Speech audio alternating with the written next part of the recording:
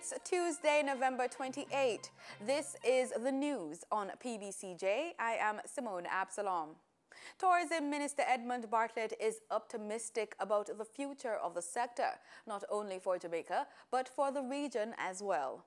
Minister Bartlett set this general tone in his opening remarks on the first day of the 3 days World Tourism Conference being held in Montego Bay, St. James. The World Tourism Conference is the first of its kind being held in the Caribbean, with a focus on jobs and inclusive growth for the sustainability and improvement of the sector. More than 1,300 delegates were registered and another 200 are on a waiting list.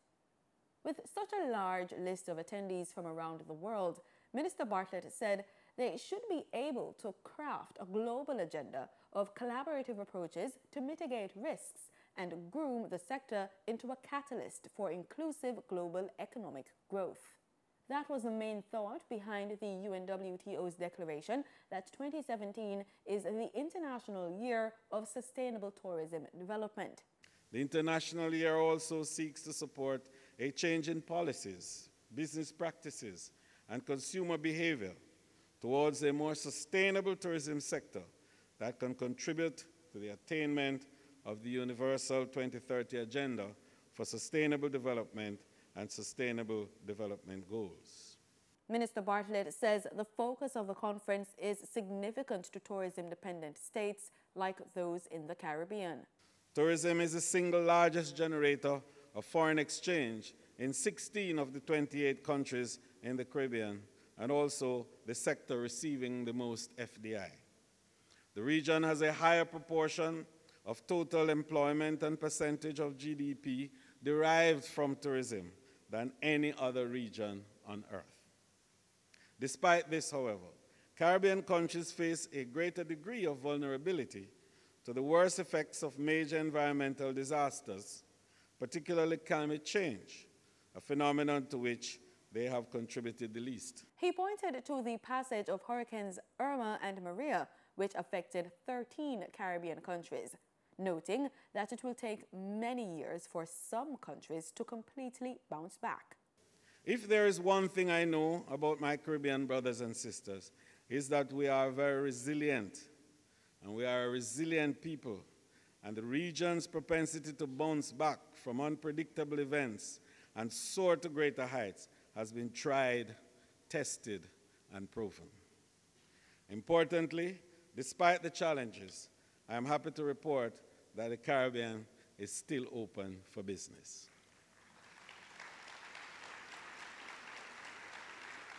To drive his point, Minister Bartlett informed that despite setbacks and international incidences, Caribbean tourism grew by 4.2% in 2016. 3 attractions indigenous to Jamaica's tourism product are to receive greater exposure from visitors who will gather in Montego Bay, St. James for the first ever World Tourism Conference this week. Here's more in this report from Carol Francis. The 3-day global conference on jobs and inclusive growth will facilitate technical visits to the 3 community tourism experiences, among them the Rasta Indigenous Village. Blessed love. It is always a pleasure to share Rastafari Indigenous Village. This concept is this ongoing conversation of how we as a human family can improve ourselves, can improve this relation that we are a part of. It's a source center. It's a place where all things are possible. Rasta Village, come quickly. Visits will also be made to the Cockpit Country Adventure Tours and the Bunker Hill Cultural Experience and River Tour. According to Tourism Minister Edmund Bartlett, all 3 attractions were selected to showcase the biological diversity of Jamaica's natural environment, rich history, and culture.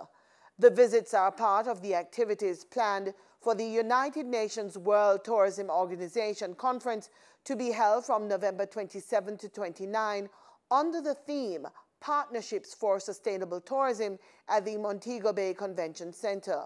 The conference is being held within the framework of the International Year of Sustainable Tourism. Responding to criticism from Prime Minister Andrew Holness that it goes too far in how it carries out its investigation, the Independent Commission of Investigations, INDECOM, says not so. INDECOM Commissioner Terence Williams says the body would be accused of neglecting its duty if it were not doing the things it now does. Mr. Holness made the comments at the Jamaica Labour Party's annual conference Sunday, announcing that the government will be providing more funds to help with legal fees for cops dealing with INDECOM. He suggested the actions of INDECOM were causing cops to retreat from their duties. Mr. Williams says that for the first 3 quarters of 2017, it completed 697 cases, and in 649 of them, it recommended no criminal charges or disciplinary action to be taken. It says it recommended criminal charges in only 12 cases and disciplinary action in 20. INDECOM also urges that no policeman or officer who is acting within the law should be afraid or feel demoralized by INDECOM carrying out its mandate. The Cabinet is now in receipt of a report from the West Kingston Compensation Committee. This was confirmed last night by the Justice Ministry. The 3-member committee spent several months reviewing hundreds of claims. They looked into the issue of compensation for the estate of persons who were killed during the May 2010 West Kingston Security Forces operation. It also determined the amount of compensation to be paid to those who were detained or suffered loss and damage to property. Leader of Government Business in the Senate, Senator Kamina Johnson-Smith, says 7 new posts have been created within the Ministry of Economic Growth and Job Creation to accommodate workers who will be displaced as a result of the impending closure of the Road Maintenance Fund. There will be 2 accounting jobs and 5 positions in the Technical Services Division, which will first be advertised among the former officers of the RMF. Senator Smith made the disclosure while piloting the Road Maintenance Fund bill in the Senate last Friday. Mr. President, the addition of these posts to the ministry's technical team will enhance the ministry's general capacity and its engineering capacity to properly execute and manage the duties, functions, and responsibilities formerly carried out by the RMF. The organizational structure identified is one that will ensure that the functions previously performed by the RMF will be satisfactorily performed and buttressed by the human resource management and IT services resident within the ministry.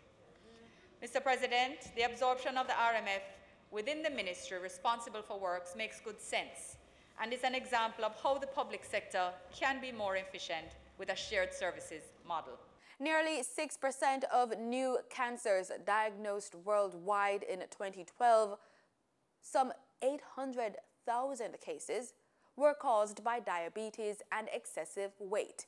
This is according to a study led by Jonathan Pearson Stuttard, a clinical research fellow at Imperial College London's Faculty of Medicine. Studies have also shown that among the 12 types of cancer examined, the percentage of cases chalked up to these factors as high as a third. The Lancet Diabetes and Endocrinology, a leading medical journal, says cancers stemming from diabetes and obesity combined was almost twice as common among women than men.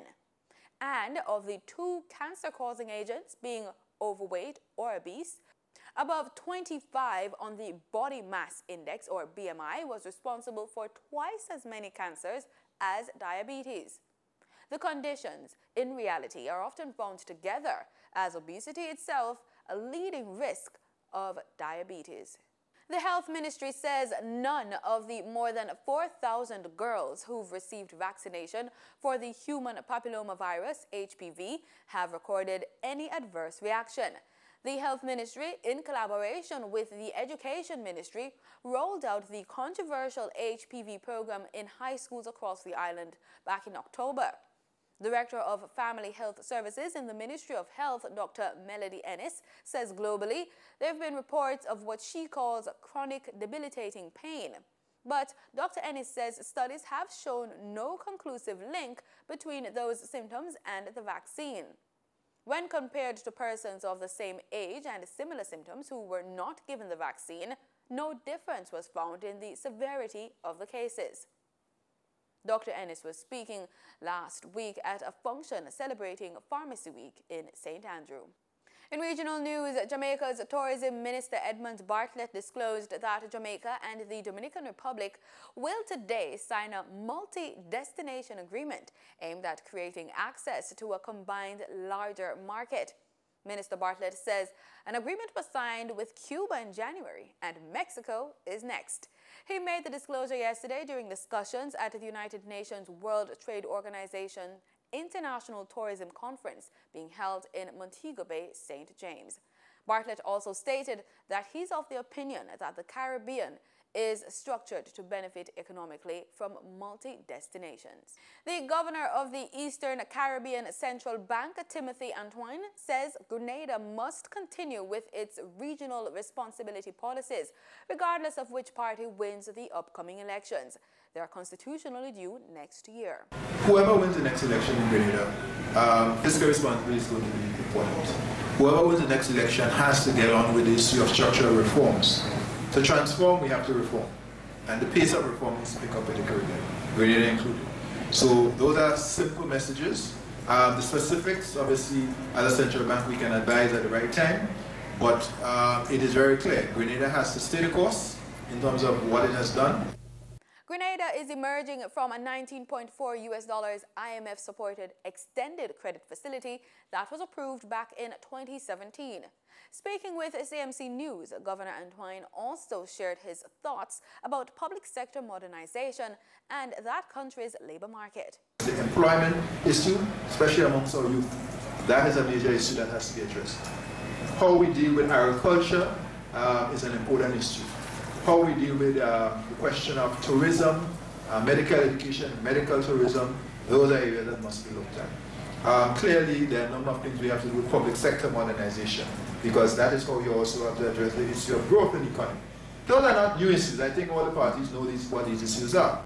Pop singer Rihanna's uncle, Leroy Fitzgerald Brathwaite, was hauled before the courts in Barbados last Friday for selling fake Fenty X Puma slippers and t-shirts. The vendor allegedly committed the offenses back in May this year. A Puma representative from Curacao attended the court hearing as Brathwaite faced charges under the Consumer Protection Act. And according to the Nation newspaper, it was Rihanna who blew the whistle. It was reported that while the superstar was in her homeland earlier this year, she noticed the knockoffs of her Puma brand being sold in the capital, Bridgetown, and reported the matter to her Puma representative. When Brathwaite appeared in court, he pleaded not guilty to the charges. All offenses were allegedly committed on May 29, 2017, and involved merchandise valued at US $500.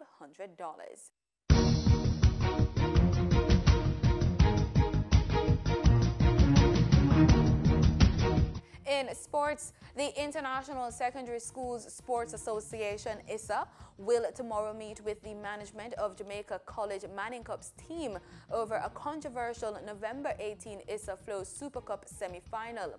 Reportedly, two JC officials verbally abused members of the officiating team after a direct free kick shot by JC's Tyreek McGee against rivals Kingston College flew untouched into Casey's net, which meant that it was a direct free kick when referee Leon Brown had indicated that he should have taken one indirectly, meaning that it had to touch another player before crossing the goal line. Angry fans threw bottles at the officials, while McGee, who took off his shirt, was seen being held back as he rushed at the referee after the incident. In an interview with The Gleaner, former FIFA referee Peter Prendergast said that referee Brown made the right call. And that's it for the news. Thanks so much for watching PBCJ. Remember, we are the People's Station.